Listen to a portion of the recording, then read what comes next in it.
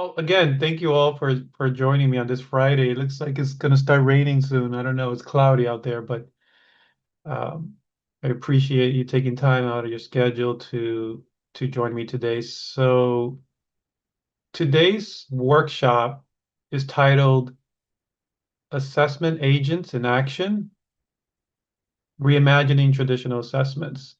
And my name is Jose Diaz. I am the Director of Academic Technologies and Online Learning, A2L at CityTech.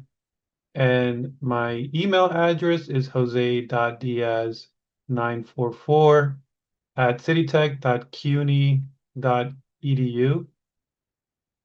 Feel free to send me an email if you have any questions or if you just want to reach out and say hi, that's fine. For today, oh, let me mention our upcoming workshops first. We will have a workshop on using Notebook LM on for assignments. So that will be Thursday, November 20th. So that's not going to be a Friday. That will be a Thursday. Yeah, that's the first time we're switching from a Friday. But if you can make it, just register and I can send you the recording if that time is not good for you. So that would be Thursday, November 20th at 1 p.m. on Zoom. And the registration link is here. Let me see if I can copy. Well, I'll do that later. I could post the registration links in the chat.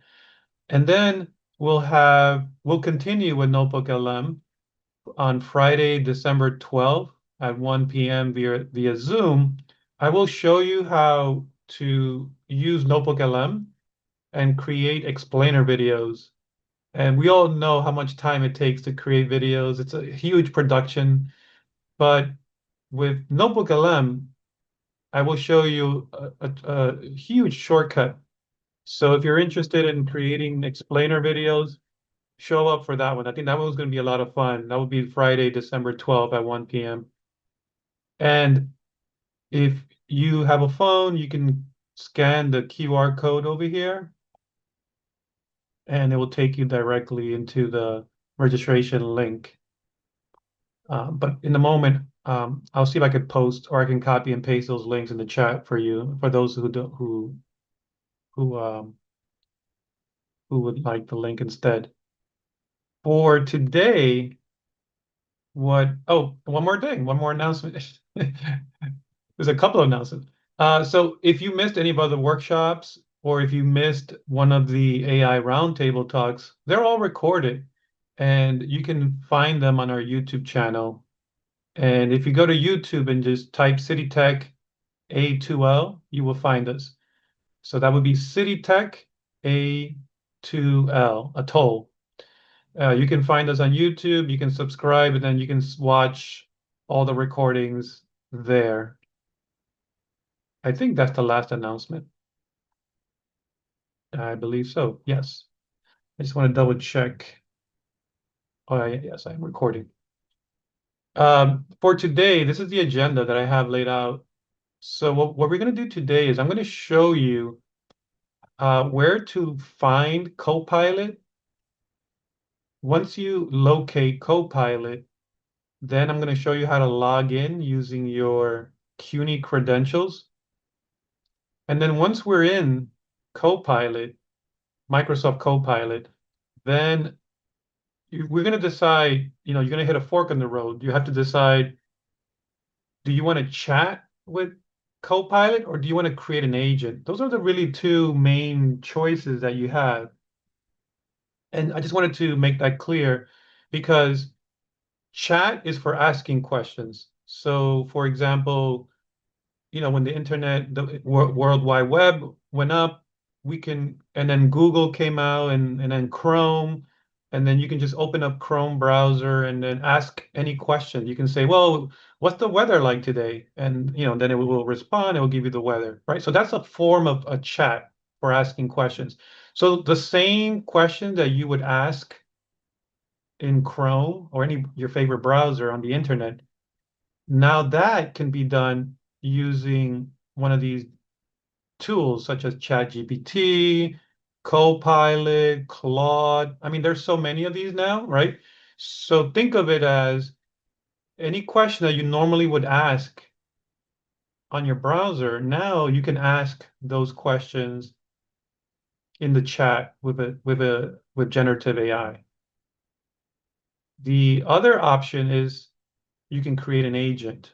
So what is an agent and what's the difference between chatting and creating an agent? An agent, you can think of an agent as like an app that does specific tasks. So for example, on your phone or on your computer, you might have your calendar app, right? And that's where you have if you schedule your events, and the specific task is to let you know what things are due for today. That is like an agent, right? So it has a specific tasks, and you can create an agent to help you. Let's say another example would be a chatbot, right? You want to, if let's say you want to create a chatbot and you want to put it into your course so that it can field questions from your students. That's an agent, right? Although students are chatting with the chat with the chatbot or the agent, it's an agent itself, right? Because you built it for a specific task, and that specific task is to field questions from your students or your community. And so you'll see a lot of companies or you'll see um, organizations, institutions who have chatbots and they're front facing on their websites just to field questions because sometimes it's much more expensive and costly to hire humans to then answer a lot of these questions. So sometimes you see a combination of humans and then chatbots, right? So that's an example of of agents and the difference between what is it you're chatting and creating an agent. And then number four, we're going to build some agents together. Now, feel free to follow me along if you like, or if you just want to watch, because this is recorded. So you can, if you, I think it might be best, well, you decide. If you want to follow along as I'm doing it, you can do so. But if you just want to take it all in and then afterwards build your agents, that's fine too. Because again, this is being recorded. You can always hit rewind and fast forward and et cetera. You can always speed up. So we're going to do a couple of agents today. And we're going to build, the first one we're going to build is going to be a chatbot. And we're going to use I have an example syllabus that I downloaded from Purdue University. And we're going to use that as our syllabus. And then we're going to put that syllabus into Brightspace. And we're going to put the chatbot into Brightspace. And so then our students, if they have any questions regarding the syllabus, they can have a conversation with the chatbot. We'll try that first. And then we're going to try something different. And this is something that I've been experimenting now for some time. And please excuse me if we run into problems because again, when you're doing this in real time live, there might be little hiccups here and there. But this is something that I've been experimenting for some time because I haven't seen anyone try this and this with this approach. And so I'm envisioning an agent as the assignment itself. Okay, that I'm the agent itself is the assignment that the student is being assigned to, right?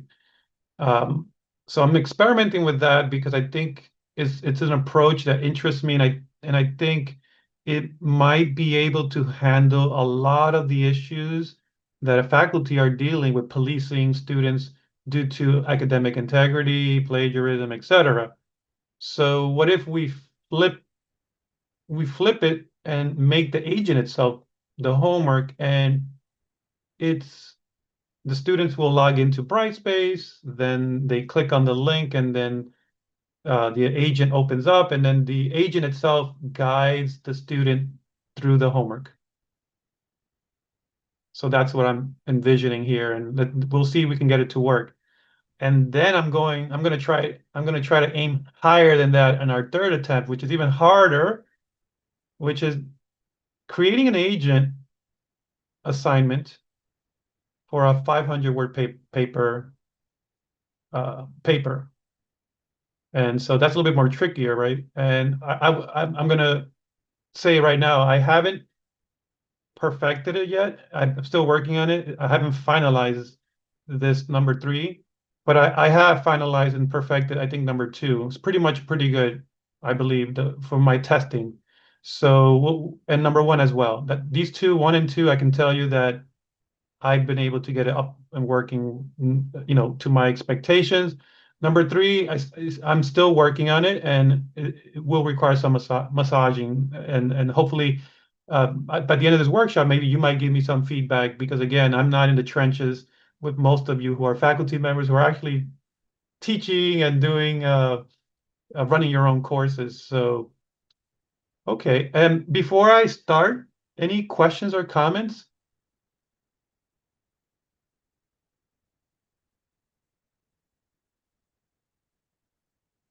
Okay, I'll take the silence as no comments or no question. All right. I will ask one more question though. Has anyone in here have tried using Copilot yet? Or can you raise your hand or maybe say yes or thumbs up or something like that? Have you attempted I see Judy has a thumbs up. You logged in and you tried it? Okay, I see a couple hands up. Okay, that's good. So I gotta go to the chat. Sorry. This is the way. Okay, here it is. Okay. Okay, so not for agents. No, okay, that's okay. Professor Darwich, uh, uh, Elizabeth said not yet. Professor Sanders says no. Okay, so it's okay. Oh, and Professor Garcia is asking, can you explain agents? I can go back one more real quick and just go over it. Is that okay? Can I just go back real quick and explain a little more about what agents can be?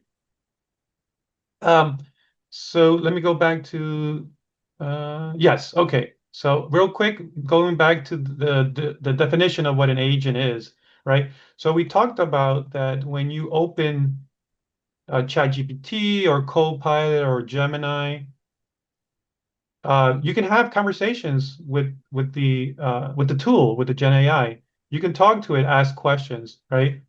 You can have long conversations. It could become your conversation partner, right? Many people there are articles and papers on maybe some people getting too addicted to having conversations with these artificial beings, let's call them.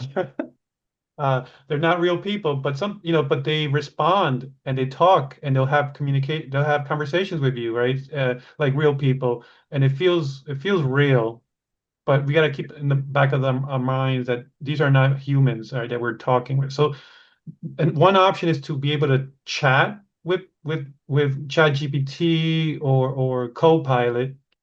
But the other option is that it allows you to create an agent. Think of an agent as an app, right? Most of us have phones, and you download apps.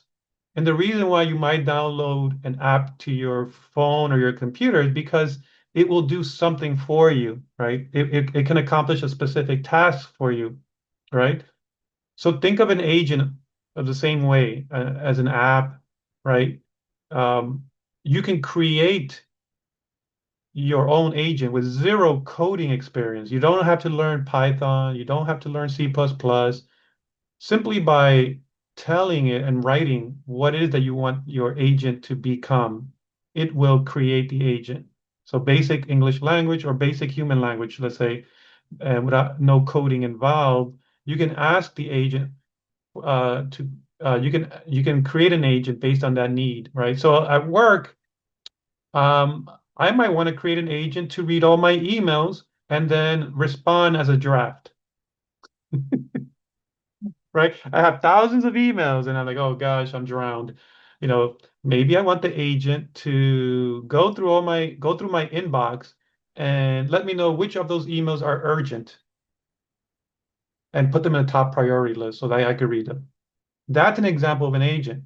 So you really have to think about in your work life, what are those tasks that eat up so much time in your daily routine, and how can you create an agent that can accomplish these redundant tasks for you to so that you can become more efficient and not have to worry and do, I guess, more important things, I would say, right? Not to say that answering emails are not important. We have to do them and we have to respond to our colleagues, but it can make your life a lot easier because now I can ask this agent to connect to my Outlook, go look in my inbox, read some emails, and let me know which are priority emails or which emails haven't responded to in the last 3 days. And then it would just move it up for me. That's an example of an agent, right? And then the example that we're going to do today is create an agent that is going to be a chat bot, and it will be front facing to your students in your class. And then when students have any questions, they can click on the link that will open up the chatbot, and they can then ask the agent any questions about the syllabus, and then the agent will respond to the student's question. If it doesn't know an answer, we can train it to say, I don't know the answer, please reach out to the professor. Okay? Excuse me, excuse me, I understand from what I'm reading that Copilot by itself, it's a kind of an agent, or ChatGPT, it's a kind of an agent. That's correct? Correct. Yes, you can see it as an agent itself, right? Because it's a tool that does a specific task. You can see it as an agent as well, right? But it's an agent that allows you, it gives you the power to then create your own agents, right? And we're not going to cover that, but here it's much more advanced. But then you can have multiple agents working together, and now you have like a little army of agents. But yes, I can think of ChatGPT, and it's an app, it's a tool, and it's something that does a specific task for you.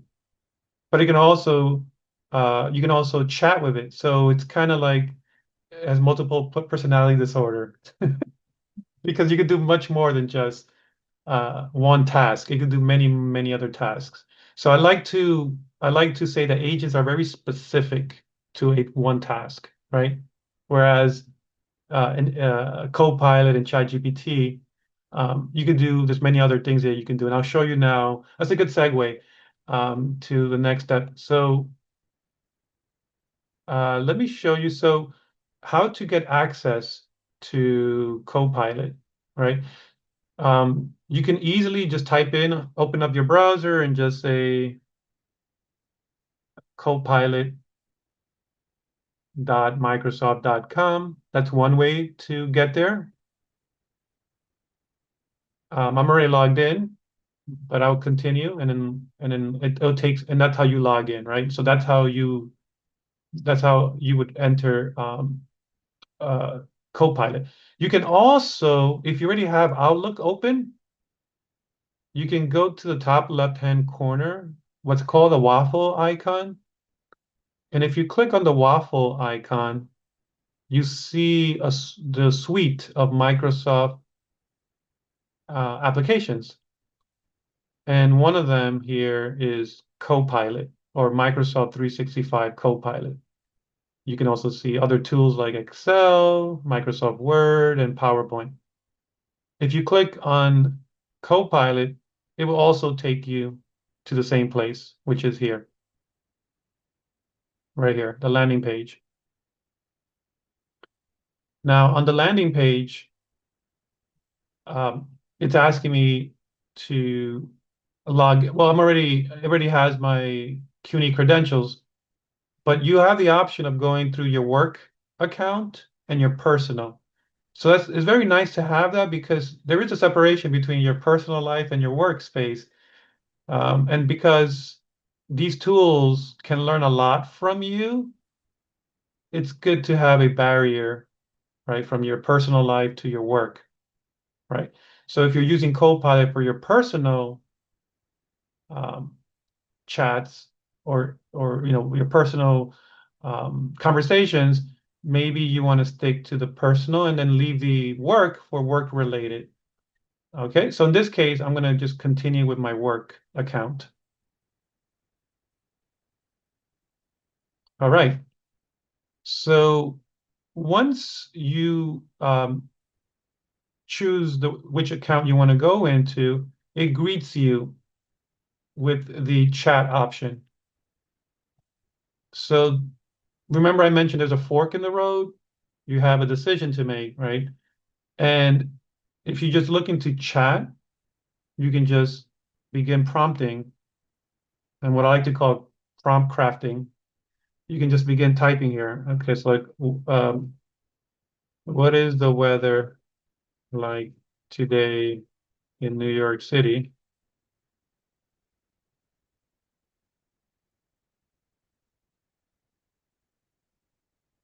And then it'll give you, it'll give you a response. It will tell you it's around 50 degrees, there's wind and the forecast, right? So this is an example of the chat that we talked about, right? So I could do the same and go to Outlook, my favorite my favorite browser, let's say Chrome, and ask the same question. And most likely I probably will get the same answer, right? And so this is why you're seeing a lot of these companies like Google and other browser companies now realizing that these chatbots or these ChatGPT, Copilot, and Gemini could be taking away uh, what browsers are to people, right? Because browsers to us was a great way to ask a question and then it will give us the answer. But now these same answers can be done, these same questions can be done using ChatGPT or Copilot. So that would be a form of chatting. Then we talked about the other option, which is creating our own agent, right? So we can create our own agent and it's for specific tasks. And so it's a great exercise to take some time and maybe take 10 minutes and write down and ask yourself the question, what is something that I do? It's a very repetitive task that by the end of the week, I probably have spent over maybe an hour, 2, 3 hours that I wish it could automate for me. That is something that I could use up that time and better use it on something more productive, right? So that could be an exercise you can do on your own and on a piece of paper, write it down and ask yourself that question, and then think of the many things that you can do, and then maybe is it possible that I can then create an agent in Copilot to help me complete those tasks and make me much more and if efficient. And um, okay, so what we're going to do now is instead of chatting with Copilot, we're going to do agents, which most people here said they haven't yet done, right? So we're going to experiment with agents. And just like in those cooking shows, I already cooked that turkey. So that turkey, I have an example here, and I just want to show you first the turkey and then we'll cook it together. We'll we'll do one together in a minute. So the first one we said that we were going to do is a chatbot for the class syllabus, right? And so what I did was I went to Purdue University because it's the first website that came up when I said, show me an example of a syllabus. And today I'm going to focus on History 103, right? So we're going to pretend we're teaching a history class. It seems introductory level history class. And so I'm going to go back over here to my Copilot, and I'm just going to show you the cooked turkey. So this is what I did. And oh, actually, no, that's not it. This is the one. It's the syllabus. So let me show you that one. That's the assignment we're going to do later. Okay, so here is the agent that I created. I gave it a name. I called it HIST 103, which is the name of the course, and then I gave the name syllabus. And then right below that, there's this description of what the agent is. So I said to it, an agent designed to answer any questions related to History 103 syllabus, using the provided syllabus document as its main reference. So I just wanted to focus on the syllabus. I don't want it to go into the internet. I don't want it to go searching elsewhere. I want this agent to be grounded on the source. That's another terminology you hear a lot, grounding and the source. So you're going to ground or tether this agent to the document, which is the syllabus. So it's not going to go into the World Wide Web. And so then over here, there's some instructions that I have for it. And some of these were created by by Copilot for me based on my description of the agent. So basically, um, provide clear, accurate, and concise answers based on the syllabus content, right? And maintain a helpful and professional tone when responding to users, right? We don't want it to use foul language. We don't want it to discourage anyone. We don't want it to go ballistic like Grok did. If anybody ever read that article with Grok. And so the next item is the knowledge. This is the brain. This is the knowledge base. That's another terminology you'll hear a lot, the knowledge base. So you have to build a knowledge base. And for this part, this is very important. What I'm going to mention is under our CUNY license, what all our faculty, staff, and students have under CUNY, it's not the pro account. We do not have the pro account. We have the enterprise license, which allows us to create an agent, but there are some limitations. And um, I'm being very careful about this because this might change in a day or two, in a week, because obviously how fast these things are moving. But as of right now, when you're creating this agent, you're going to be limited to just providing a public website. So in this case, this is a public website. This is Purdue, and you can't go further than 2 levels down. As you can see, this is only the 2 levels, right? You see the forward slash and then the second forward slash. So you have the academic and then the history. So that's 2 levels. Any more than 2 levels, it's not going to, your agent will not take that information into the knowledge base. Any questions on that? Because I think that's really important to know. Jose, can you just clarify that again? So when you're saying 2 levels down, is that like backslashes? Can I just Yeah. so that I'm understanding it? Sure, sure. So a regular domain or URL to a website, you'll have, www.cla.purdue.edu or, www.google.com, right? That's the main domain name.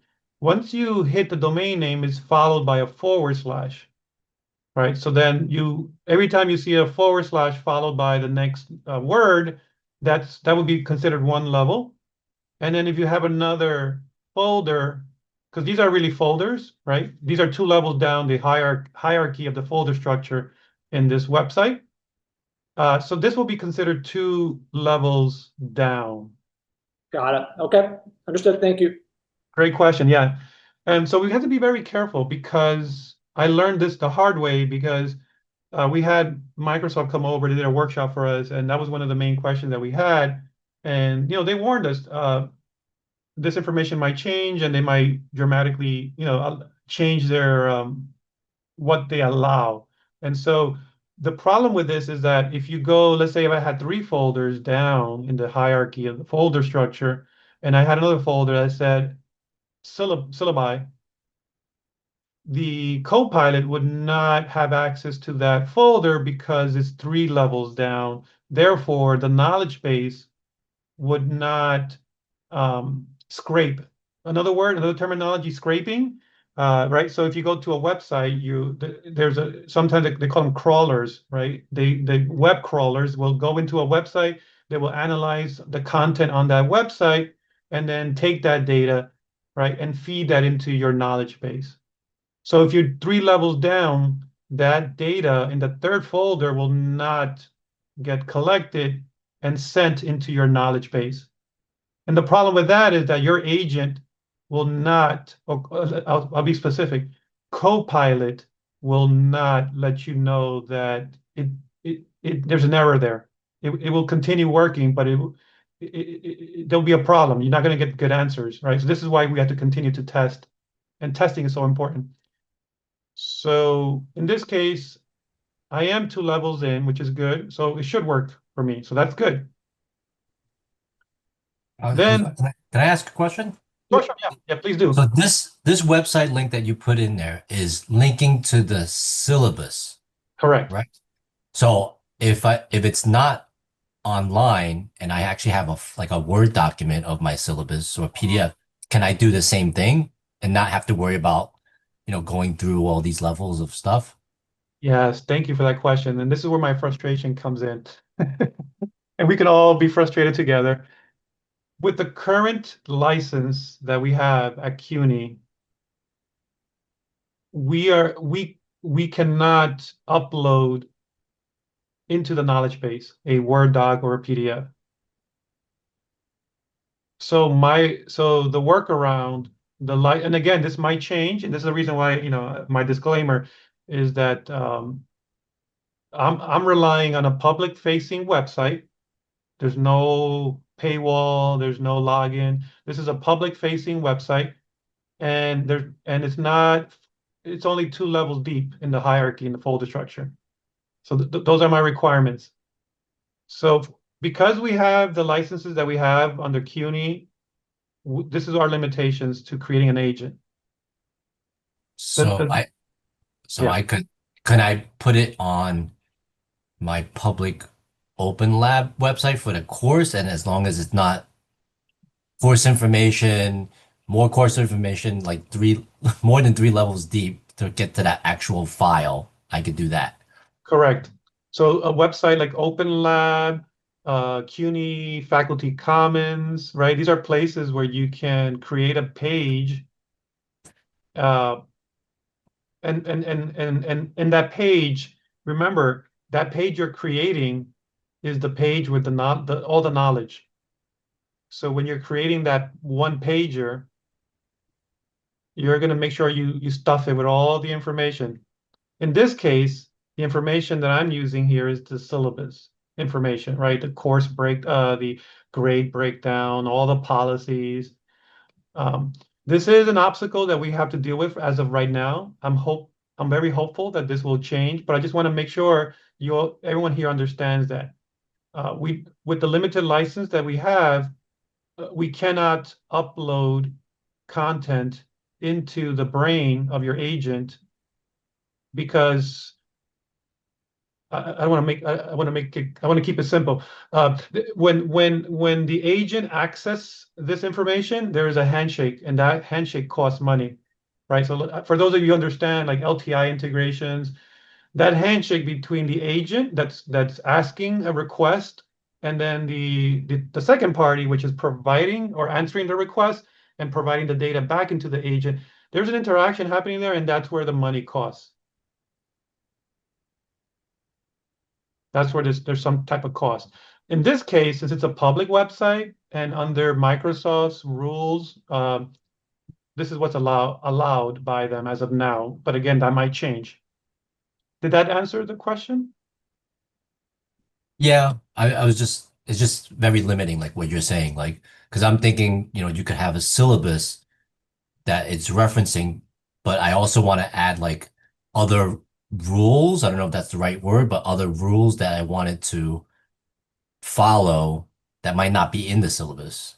Like kind of like what it was in the beginning. Like you had a couple of lines in there. I'm not sure if you said Copilot filled that in itself, or if I can add to this list of stuff that says, you know, similar to what you said with like, maintain a helpful and professional tone.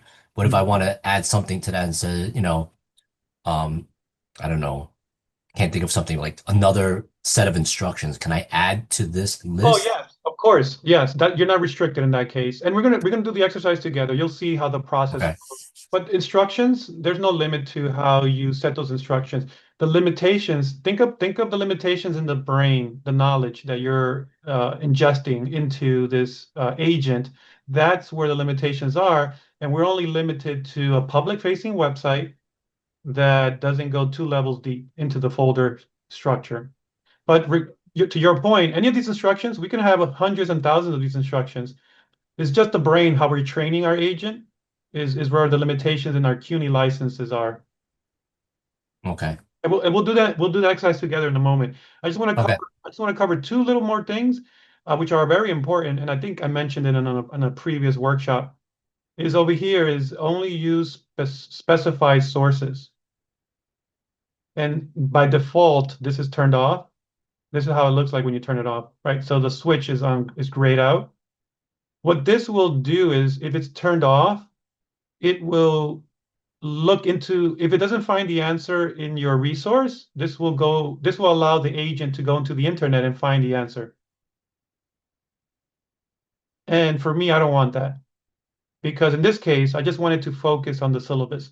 All the information to all the questions should be on the syllabus. If it's not, you should say, ask your professor, right? So for that reason, I wanted to be limited only to the resource that I have included here, which is this link to the syllabus itself, right? So that's a very important decision you have to make yourself. If you leave it off, you will experience, or students or your audience will experience more hallucinations, obviously, because if it doesn't find the answer, it will try to find an answer. In this case, I'm just one of the things I have said here is just to focus on the source that I provided and nothing else, nothing outside of the source. I don't want it to go into the internet. I don't want it to go searching for something else. I just wanted to, in this case, I just wanted to just use the source that I linked it to here. And then the last thing I just want to show you is that the suggested prompts. I think these are so important. And when we get to the second example, I'm going to show you why it's important. Because I think when we create an assignment using if we create an assignment agent, I think these suggested prompts will serve as a starting point.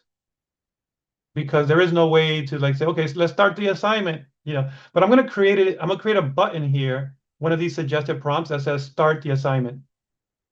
Right, so I'm trying to mimic an application like Microsoft Word. You click on it, okay, it opens up. I need something to open the assignment. So this is when the suggested prompts will help me when the student enters the assignment to say, okay, click start, and then you'll see everything happening before them. All right, so with that, we're going to recreate this one agent that I just did here. Oh, before we do that, let's just take a quick look at it, how it works, right? So, and this is how the testing happens. When you create your agent, if you've done all this information, this is where it's a split screen. On the left-hand side, you have the configuration of your agent, and within the left-hand side, you have two options. You can describe what you want your agent to be, or you can configure. So you have two choices, and you can use both when you're building your agent. So I just want you to know that. On the right-hand side of your screen is where you can then now test that agent. So I'm going to ask, what is the grading breakdown for this course, right? That's the first question students want to know, is they want to know the grade breakdown for you. What do I need to do to pass this course, right?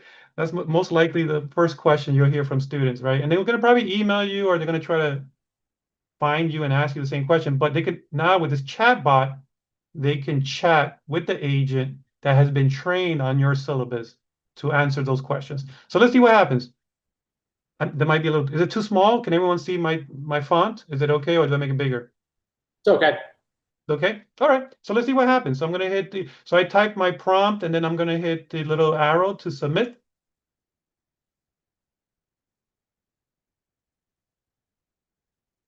All right, so it did a pretty good job. The grading breakdown for History 103 is as follows, right? It tells you participation is 20%, weekly readings, quizzes 20%, midterm exam 25%. Okay, so it did a pretty good job, and I can continue asking a question. So this is a front line of defense, or an FAQ for your website.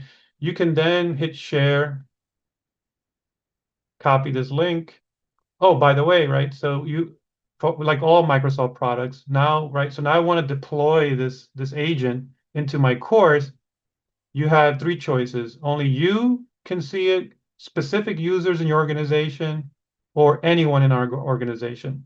Since all our students are under the CUNY Microsoft tenant, then they will have access, right? So you make sure it says anyone in your organization. That's very crucial because you might put the link out in your Brightspace course, but if you have it set to only you, students will not be able to access the agent.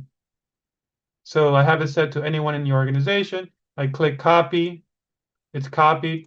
Then I go over to Brightspace. Here's my syllabus folder, right, on Brightspace. And I should call this syllabus my chatbot syllabus. I don't know. I'm horrible with coming up with names on the spot. My chatbot syllabus. And then I'm just going to click create and then create a link. And then I'm going to paste. If you're on a PC, is Control V, on a Mac, Command V. And then here I'm going to call this my, I need a nice name. Usually they have these catchy names for these agents, but I'm horrible. Maybe syllable build. I'm not even gonna try. Let's put chatbot syllabus. I cannot come up with a creative name for my agent. Anyway, so now if I go in under student view, right, view as a learner, and then I go into my content area, I go into the chatbot syllabus, and then I click on the chatbot syllabus, and there it goes. You see how the title, History 103 syllabus, and then it has created by whoever. Now the student can ask, let's ask a tough one, which I know it doesn't have an AI policy statement. I know it doesn't have it. So let's see what happens if I, what is the AI policy for this course, which I know it doesn't have it. Let's see if it creates something, it makes something up. Oh, it did have one. Okay, so I wanted to stump it. Maybe what is the phone number to so it did have, I thought it didn't have it in AI policy. I'm trying to stomp it with a question that it doesn't know. What is the phone number for financial or for the registrar? I don't think it has it. Let's see. Yeah, okay, there you go. So I'm sorry, but the History 103 syllabus does not include the phone number for the registrar. You may need to check your institution official website or contact administrative office directly for that information. Let me know if you like help. Right. So this is a situation where it didn't go to the internet and to try to find the answer. So I stomped it there, but it didn't come up, it didn't hallucinate, which is what I want. All right, so now let's do the exercise together real quick. I know I'm running out of time, but we'll do it together, and then let me go back out. Okay, so when you get to Copilot, so when you get to the landing page of Copilot, on the left-hand side, you have the menus. The one that we're interested in, the item that we're interested in is the Create Agent, which is right over here on the left-hand side. Below that, you'll see, above it, you'll see all agents. And what that will do is it will list all the agents that you have created along with agents that are pre-made from Microsoft. One of those pre-made agents that I recommend that you use is the prompt coach. Very helpful. If you're new to prompt crafting and you want support and help, you can just click prompt coach, which is an agent itself, right? So it's an agent for a specific task, and that specific task is to help you craft an efficient prompt. So if you're struggling with creating prompts, try using the prompt coach and then copy the prompt that it gives you and then use it for creating your agent. All right, I just wanted to mention that because it's a very good tool. One other thing I want to mention is also Microsoft just added the teach page for professors. That's something new. I'm not going to cover it today, but let me just show you real quick before we start creating our agent. In here, it comes with pre-made agents that will help you. For example, curriculum planning. You want to create a lesson plan. Oh yes, I would love for it to create my lesson plan. You click on it, and look at that. It's a framework. It's scaffolded for you. Tell me the subject of your class. Give me the grade level. What's the language? A brief description, which you could use the prompt coach, copy, paste it into the description. And then how long is your class? And it will generate a lesson plan for you. So that's, again, an agent-specific task. There's many other things here. You can also do, there's more coming, like it says there. And then there's create a rubric, create a quiz, study aids, flashcards, and more to come. Anyway, just wanted to mention that's something new they just added. And when you start creating, there's a little dashboard that will have all your teaching agents, and all your work will be shown here under the history, which is nice. Okay, back to creating the agent. So I'm going to click Create Agent.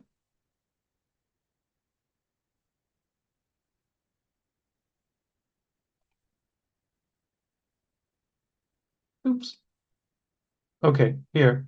So then it takes me to this the agent store, which we saw, right? It has all the agents that I've created. You can click See More, and you can see I made a couple. I've used one. This is one from Hostos, which they did a fantastic job. They created a chatbot for anyone, for faculty members, on how to use Brightspace. If you have a question on how do I create a grade book, how do I create an assignment, how do I create a discussion? So with that, they went to they created a public page, put all the information, and then linked the knowledge source to that public-facing website, and then created a chatbot agent, and then they put it on their website for then any faculty member who has any questions regarding Brightspace, they can ask it any question, and it will provide the answers. This is where all your agents will live. On the top right-hand corner, this is very important. That's where you see the button that says Create Agent. Okay, make sure you take note of it. It's the button on the top right-hand corner, and it says Create Agent. So I'm going to go ahead and click on that button.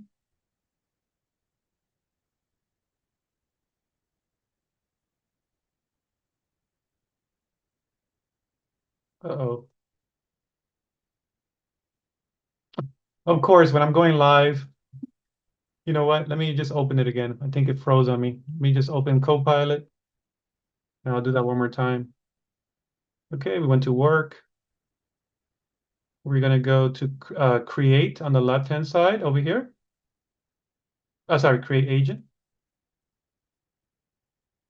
Okay, so it took us here. So that was interesting because when I hit create agent, it automatically took me inside. So if the blue button shows up, you might have to click on it. But in my case, when I hit create agent, then it gave me the split screen. Okay, so here we are. And I'm going to recreate the chatbot for the history syllabus, right? So I'm not going to use a prompt. I'm not going to use the prompt coach. I'm just going to go in here and start typing.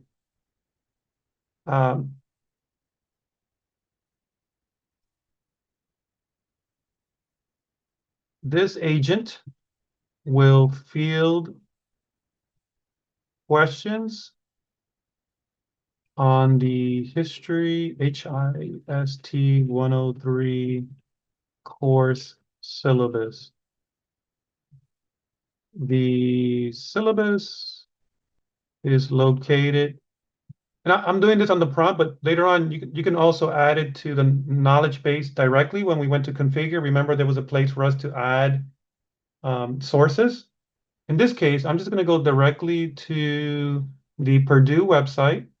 Here is the History 103 course. I'm just going to copy the link address, right? The public-facing website, 2 levels down, no more than 2 levels.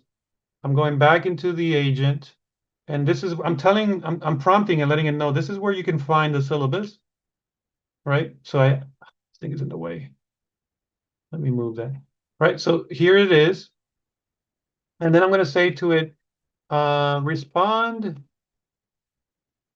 with a courteous or professional manner, let's say, right? Professional tone.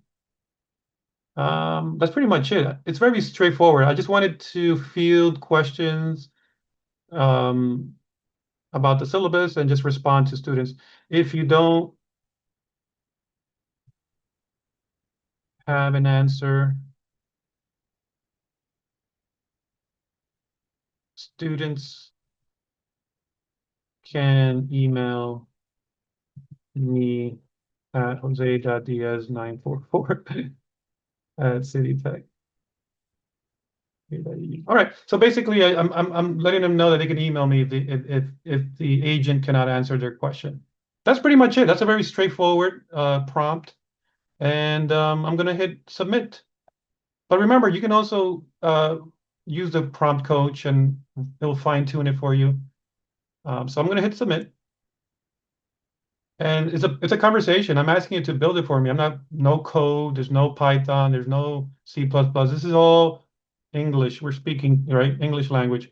And boom, there is my agent right away. On the right-hand side, you saw how it populated.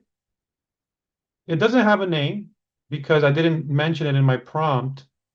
But it says your agent is now set up to answer questions about the History 103 course syllabus using the official syllabus as its reference.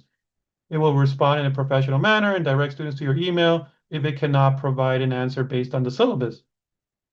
Now it's asking me next, let's choose a name for your agent. And it's suggesting a name for me, which it probably knows that I'm horrible at coming up with names, and maybe that's why. So it's suggesting History 103 syllabus agent. Okay, fine. I can go with that. It's very human to human kind of language speaking. I'm saying, well, let's name it HIST 103. Or I could have said, yes, I agree, that's a good name. But I'm deciding to just type it out. Okay. I could have said, yes, I like the name, and it still would have been fine. But all right, so let's go with that name. I'm gonna hit submit. And it's thinking about it. As you can see, it's thinking.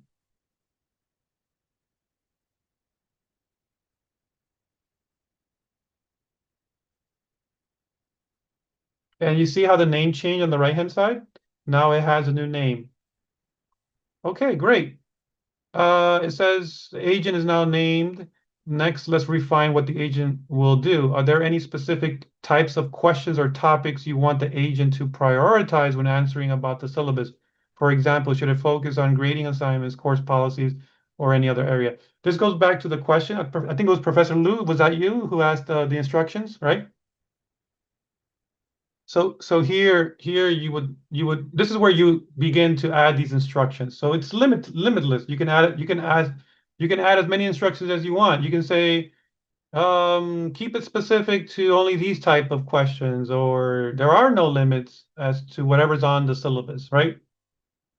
So now I can go on the right-hand side and test it. I can say, let me go back to what is the grade breakdown for this course.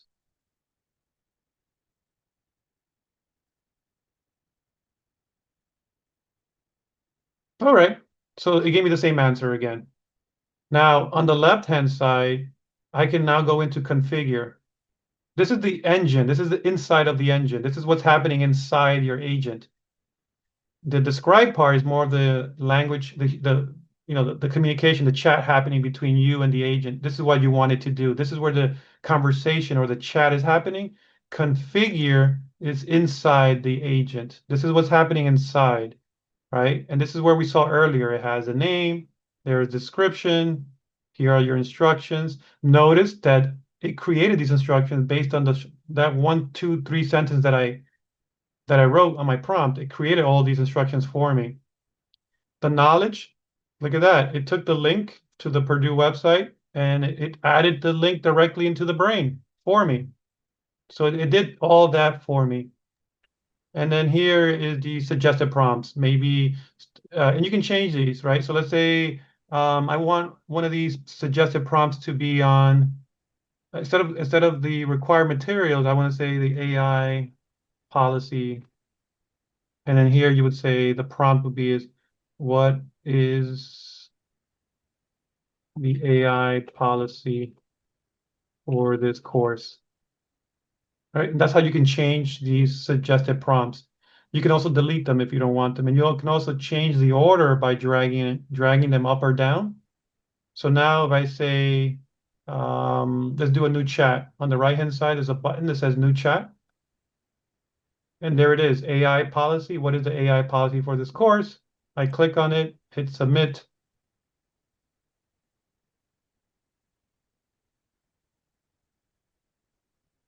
And there's the AI policy that we saw earlier. Okay, any question? Oh, and look at that. If you're unsure whether AI is used, it's best to email the instructor. And there's my email. Right, because remember I added that part at the end. So that gets added to the response. Okay. Jose, quick another question. Sure. So what if I wanted this to be more broad, like just questions about the course itself, and I wanted to add I could add another link to, let's say, assignment description. So if there was a question like, tell me what I need to do for assignment 5, and as long as I'm adding that link here, it would be able to go through that as well, right? Yes, that's interesting. And that kind of segues into the next agent that I was trying to do, which is a homework assignment, right? I think it's a little different than what you were saying, but whatever information you have on that one pager, right, where all the knowledge lives on the public facing website, that is where you have to enter all that information that Oh, that's so I could only link to one single. I can only put one link to one page. I can't put multiple links to multiple pages. I believe it's I have to go back and check with Microsoft, but I think you can do more than I think it's probably two. I have to go back and check. That's a great question. Um, uh, for your knowledge base, right? How Yeah. many links, how many pages? I have to go back and double check that for you. This is Professor Lou? Yes, yes. Oh, okay. I recognize your voice. Yes, yes. I can't see because I'm in the share mode, but I recognize your voice. I'll get an answer for you. I think that's very important to know because it took me a very long time just to figure out the limitations of the license that we currently have. Yeah. A lot of testing. I've spent a lot of time trying to figure this out because they didn't give us a very clear answer because they have so many pricing models. They have the enterprise, they have the 365, then they have the Azure, and all of them do differently. And we only have that very basic license. But I'll get an answer back for you because I really want to cover the assignment one real quick before we end. And if you do have to run, don't worry, this is being recorded. So I do want to cover real quick the assignment because I think this is where we can now really push the limits because I can really see an agent becoming an assignment, a specific assignment that students have to do. So let me show you real quick what I did. So this assignment here, let me open this new assignment. So then I started getting curious. I was like, okay, I wonder if we could use this for assignments and students can actually, instead of putting the assignment in Brightspace, why not the students, while they're chatting with the agent, the assignment is happening right then and there. And not only that, when I did this experiment, I started to think about the many things that we want to police our students regarding the use of generative AI. I found that this method was working better for me because number one, I was able to scaffold my assignment. And by the way, I do have a good resource. I'm going to include it in the summary email, but this is a really good resource for scaffolding assignments, and I will include it in the summary email. But it talks about what is scaffolding, the benefits of scaffolding, building confidence, lessen the frustration if you break it up right into smaller pieces as opposed to just here, do this whole 500-page essay and there's no scaffolding. Right. So I will include that in the summary email, but I think this is a great resource for anyone here to have as they're building their agents. Because when I was building my assignment agent, I really based it off scaffolding. Okay. And so this, oops, that's not the right one. This is the right one. Right. So this is I called it History 103 assignment. right? So continuing with the History 103 course, right? So in this case, what I asked the agent to do is, there's a lot of times our faculty have assignments where the student has to go watch a video or read a paper. So what I did here is the knowledge base is the video itself that the student has, the video that the student has to watch. That is the knowledge base, right? So in this case, they had to watch a video on the Truman Doctrine. And so that's a video that is on YouTube. Let me show you real quick the video just to let you know that this lives on YouTube. So I'm going to click open in a new tab. Subscribe is how you stop it. Right, so you have here an ad, of course, but here's how the Truman Doctrine established the Cold War. It's a 5-minute video, and it's from the History Channel. And I want my students to watch this video, and then once they watch the video, I want them to answer the 5 questions. So there's going to be so it says here, guide History 103 students through a sequence of 5 critical thinking questions, one at a time. I don't want the agent to ask the student the 5 questions all at once. I want you to ask the student one at a time. After they watch the video, ensure each question requires thoughtful analysis and an authentic personal response from the student. So what I'm trying to get here is that I want the students to, I want to corner them a little bit into higher level critical thinking, but also I want the responses to be much more authentic. So in some way, how can we relate that problem to the student's environment where they are now so that they can give me a personal response, right? I also wanted to use an encouraging and supportive tone in all interactions, right? Maintaining a supportive tone, avoid the frustration, be very supportive. Wait for the student's response before presenting the next question. By the way, Professor Liu, all these instructions were done, some of them were done by me and some of them were added automatically by the agent when I was adding my description. So you can come in here. If you see something else, you can just go in here, click on on here, hit return, and add another instruction. So you can say here,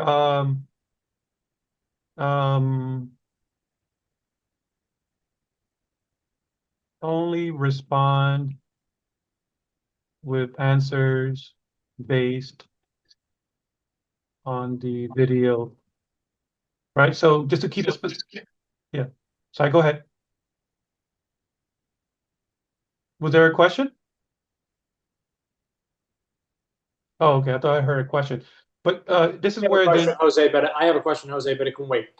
Oh, okay, okay. So the beauty of having the split screen is that you can continue to test, and when you start noticing the chatbot or the agent going in the wrong direction, you just come over here and say, well, I don't want you to do this anymore.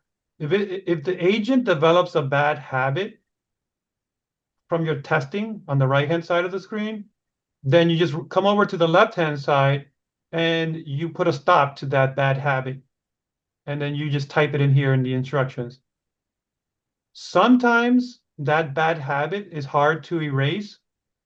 I've learned a couple of times that when I was creating an agent for a study guide, it kept producing the answer for the student, even though I said, do not produce the answer, do not produce the answer. Sometimes you might have, if the habit is really bad, it won't break the habit. I recommend just deleting the agent, starting over again, and begin the initial prompt. Include that rule in the initial prompt so that the bad habit is cut off from before roots starts to grow. Okay. Okay, so once you make any changes, you'll notice over here on the right-hand side, it says updated or it was saved, and it keeps it auto saves for you, right? And then here is my knowledge base. The knowledge base is only the YouTube video, right? I asked my students to watch this video on the Truman Doctrine on the Cold War.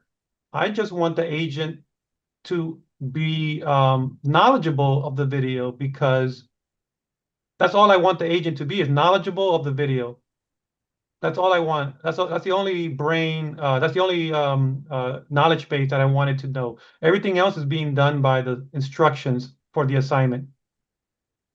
Okay, that makes sense, right? So the instructions are here, and the knowledge base, in this case, is just the video that they were supposed to watch. So I want the agent to be knowledgeable about the video, because then it won't be able to answer it won't be able to check the student's answers.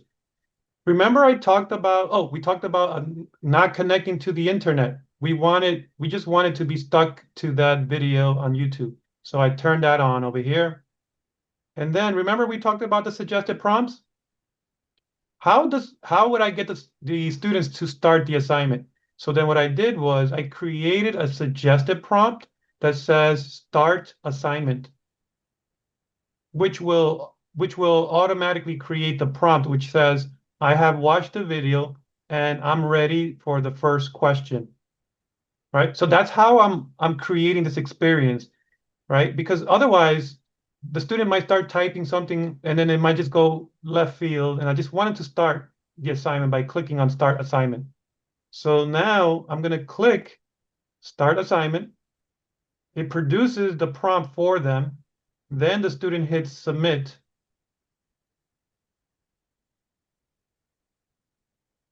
Okay, look at that. So great, Jose. And it knows my name because every student has to log in with their CUNY credential, right? So it already knows the student name.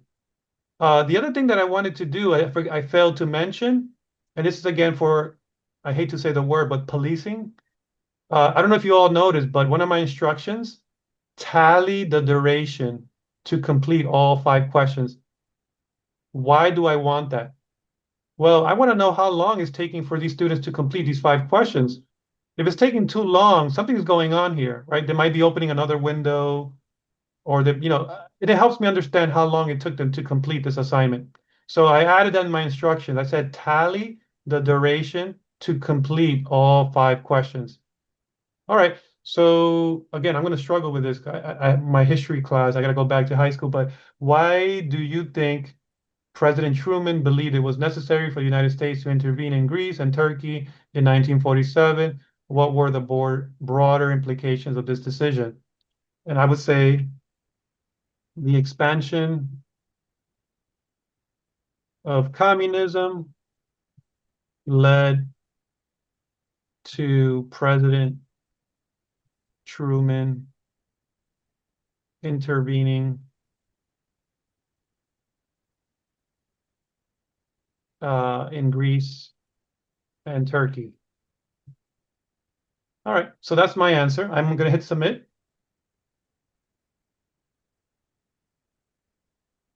Excellent start, Jose. You're absolutely right to highlight the expansion of communism as a key factor. Truman saw the instability in Greece and Turkey as an opportunity for Soviet influence to grow, which he believed threatened global peace and democracy. Now let's move on to question 2. Right. So just to speed this up, I'm just going to type some random stuff. Let's see what happens.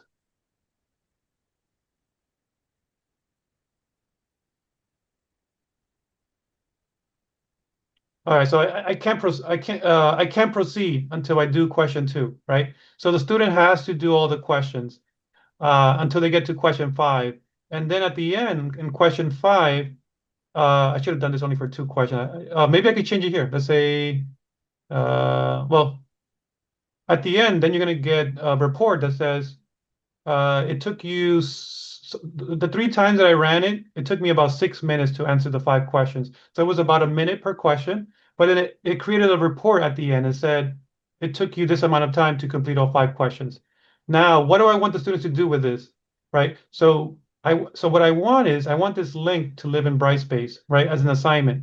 So I can click share, anyone in my organization, I click copy, I go into Brightspace, I go back to professor mode. I go into assignments. I create a new assignment. Let me call this Truman Doctrine. I'm going to grade this out of 100. I'm going to have specific instructions.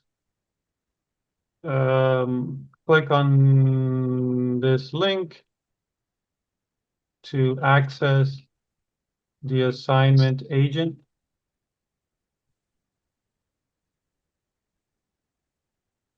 Number 2, I want you to copy the entire conversation.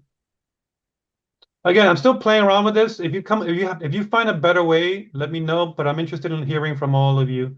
Copy the entire conversation and paste it as your response. Your response to this assignment.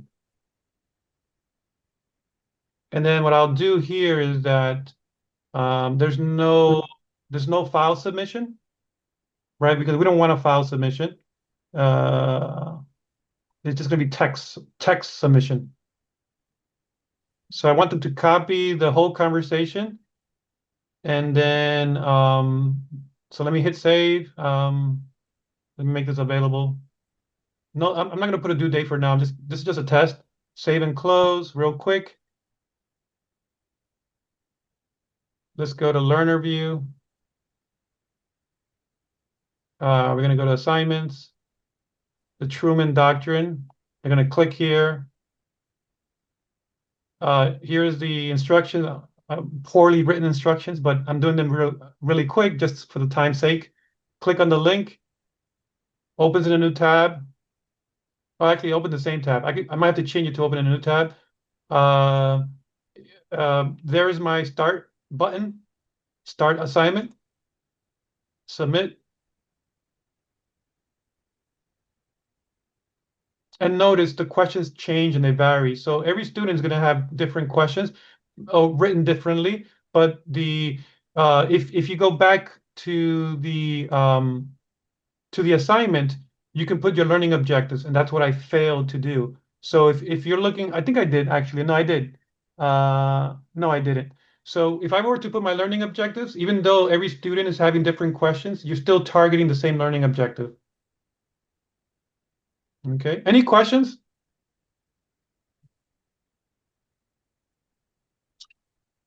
Yes, what it's mean by when you put text, it's coming to where to you, the answer, to where? You put Yes. So you're referring to in Brightspace, right? When yes. So okay, you yeah. put text. Sure, I can show you. Let me go back in. So we go back into Brightspace. Here's my course. And here is the assignment. And then the Truman Doctrine. Oops, I should have done it as a student. Sorry. View as a learner.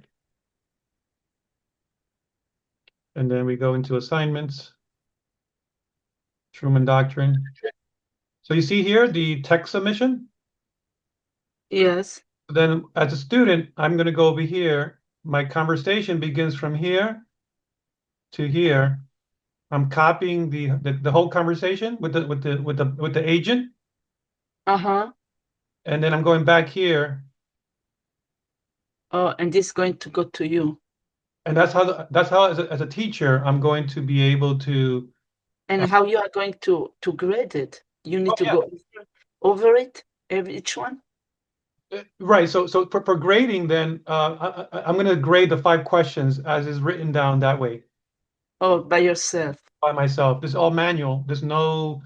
Yes. Yeah, it's going to be manual. Not until Brightspace releases the new AI tools. There's going to be more new tools that will have AI do some of the grading for you, but we don't have that yet. But for now, that will have to be done manually. But this could replace, this could be done with a 500-page paper, right? So you can scaffold the assignment and break it up. Okay, here's the first part of the paper, introduction. Here's part 2, right? Write a 100-word paragraph for the introduction. And I can say to the agent, if the student didn't meet the 100 criteria, let the student know. If I go back to my instructions, I can say here, do not proceed if the student doesn't meet the criteria in the instructions. So for example, if I do say, here for part one, write the introduction to your paper, Uh-huh. and it has to be 100 words. I can also say I can't proceed to part two until you've done correctly part one. Regarding the syllabus, when you create the agent, it's like you can tell him read the syllabus. I'm sorry, I'm trying to challenge to see what is it to create an agent. He can open the syllabus, it's in Brightspace, and read it. And if he wants, he can find the rubric where we say how much each section is going to be graded. What is the advantage of this agent? That's my point. Oh, it was just an example. It was an example of a very basic agent. Okay. Because I wanted to show you how, a very simple example first. Although that could be super powerful because, like the example I gave before, Hostos College did a chatbot agent the same way as a syllabus one that I just created, exactly the same way. And it's fielding hundreds and hundreds of questions from faculty members when they don't know how to, for example, I don't know how to create an assignment in Brightspace.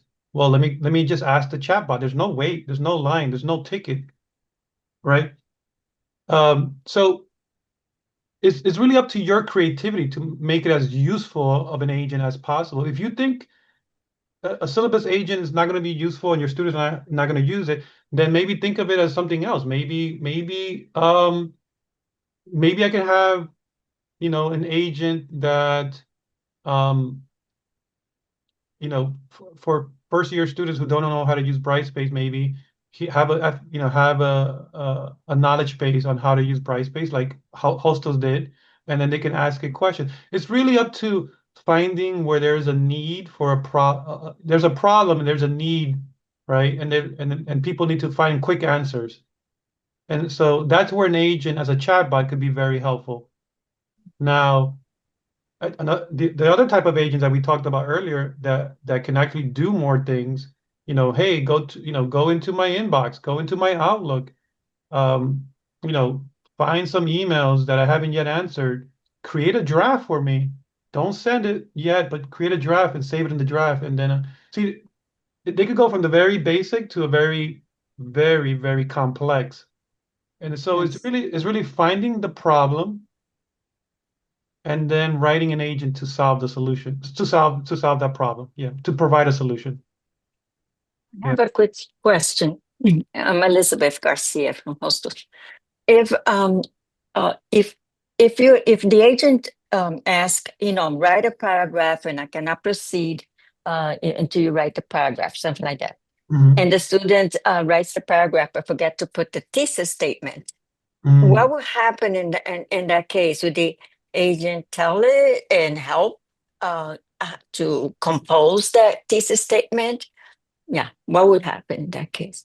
Yeah, if you have it in your instructions to say something like,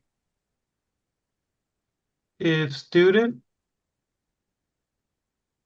is missing one of if student this is where a prompt coach is great, but if the student is missing if all five are required, if all five steps are required, do not proceed and let the student know what is it that they're missing. Yeah, so that's what you were right here. You would say, if student is missing one of the five parts of the paper, let the student know what they are missing and provide guidance. Great, thank you. Yeah, that's a great. So this is where you start massaging the agent based on as you're writing it, and for me, it was such a great experience because I was I was actually doing my best to answer these questions. Oh my gosh, it was such an experience. And I wish everyone here who's sitting or watching this, I would challenge you to create one and try to answer as a student. And you're gonna experience, like, for me, it was like, oh my gosh, like I picked a topic one time where I thought I was very strong, and I think I thought, because I wanted to go easy and fast so I can just put the answers. And then every now and then the agent would say, no, you forgot to add this person. You forgot to do this. You're missing this. and Oh. it was just it was guiding me. Yes. It's almost like having it's a homework, it's an assignment, but at the same time, it's also being a coach. Excellent. Thank you. Yeah, I love that experience. That was a learning experience because it was humbling because I did a topic on digital storytelling, which I felt strong. I I've been working on digital storytelling for a very long time, and I created a homework on just that, and I realized I didn't know a lot. I, but the way that it was being very gentle and guiding me. I said, no, you forgot this. This is the person you need to, who is the person who's, referencing digital storytelling. So what I can see coming out of this is much more polished results, Mm.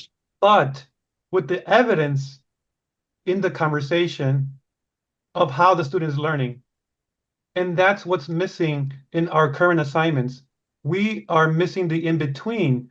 Mhm. If I have a paper, a 500-page paper, I assign it to the student, what's happening in between? Where are they getting the research? Where are they going? But if everything is happening here and you're scaffolding the assignment and they have to go through step by step by step, and you can see the questions that are being asked, you can see where they're getting stuck, you can see where what answers they're providing and how the agent is providing coaching, is pushing them in the right direction, which is okay.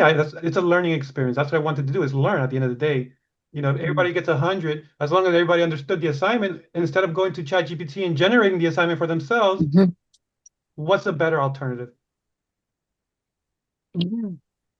So that's my finding with this assignment. I thought and if you're still around, thank you for staying because I went way over, but it was a lot to cover.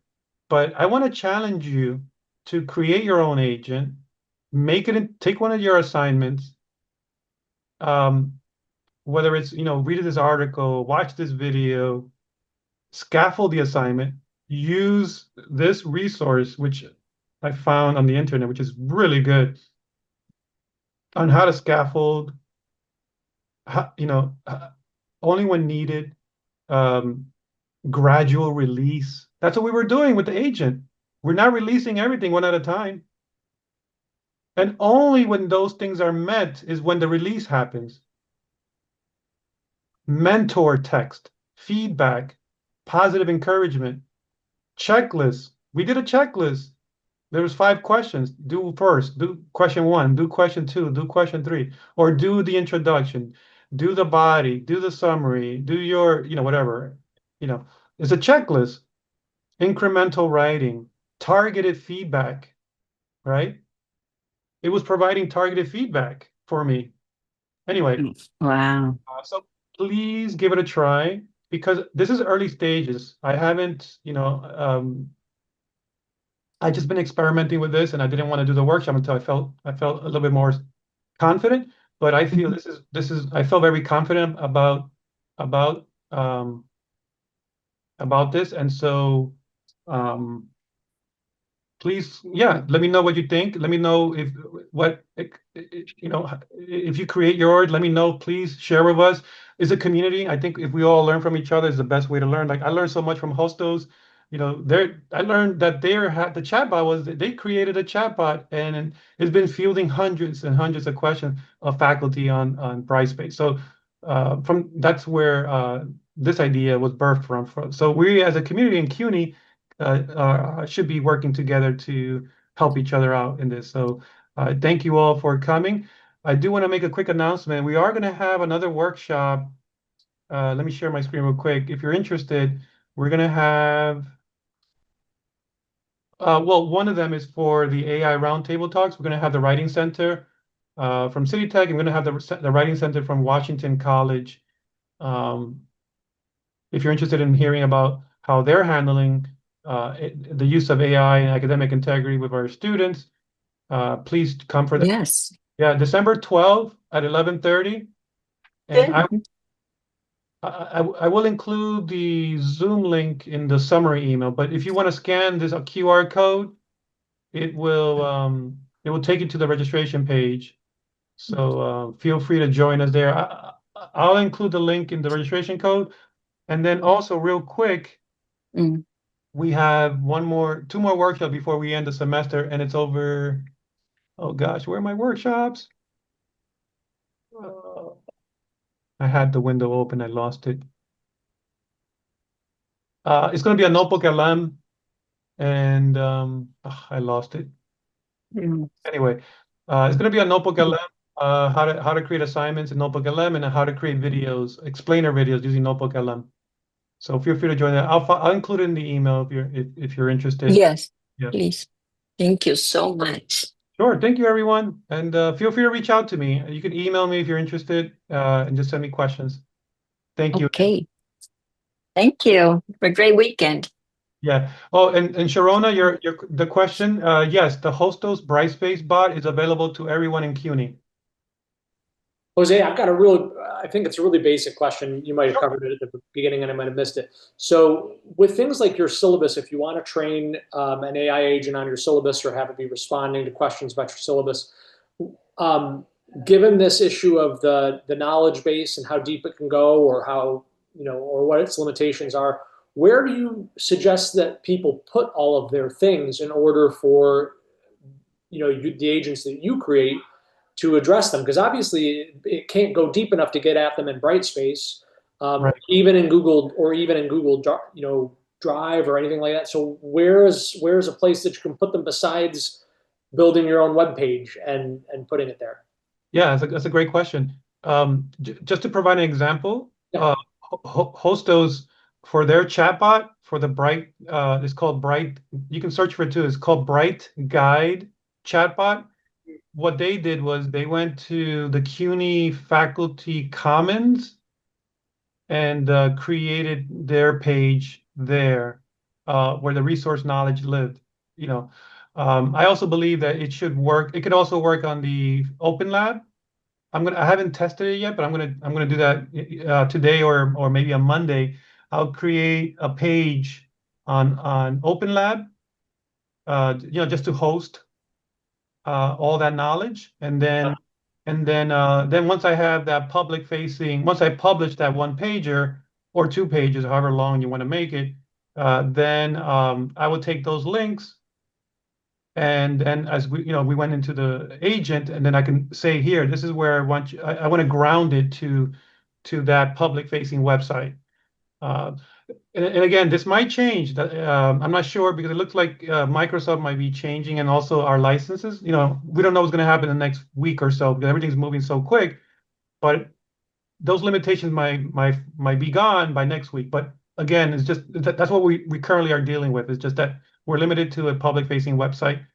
It can go 2 levels deep. So unfortunately, my suggestion would be to either open up a faculty common, the CUNY Faculty Commons or Open Lab, create if you don't have an account already there, just create an account and then create a page and then just upload all that knowledge into that one pager, make it public, copy the link and bring it back into your agent. Got it. Okay, thank you. And I'm pretty sure they said this. I think the gentleman asked this question before. Yeah, there's no way to basically, input your stuff into it. It has to go through a public-facing website. That's the deal. Yeah, there's no way to basically cut and paste your syllabus into Copilot somehow and have the agent work with it there. Oh, okay. I misunderstood when he asked that question. I saw it from a different perspective. So thank you for clarifying. I haven't tried that. But I think best practice when building the knowledge base is always to point to the source so you can ground it. I don't think that will have good results if you copy and paste the syllabus into the agent that way. I don't think it will hold because it doesn't have long-term memory. Okay. Okay, so thank you for clarifying that. I completely misunderstood his question. Thank Well, you. maybe you didn't. Maybe I did. No, that's a great point. That's a great way. Again, we're always thinking about workarounds, right? What's a good workaround to this limitation? I like those limitations because it forces us to think outside the box, but then I also hate them because it's frustrating. But again, I got my fingers crossed that CUNY and Microsoft, these things will change, and hopefully in the near future, these limitations will go away, or the CUNY decides to get us higher license, that for the entire university. Okay, thank you, Jose. Thank you very much. Thanks for coming. Take care. You too. Have a great weekend.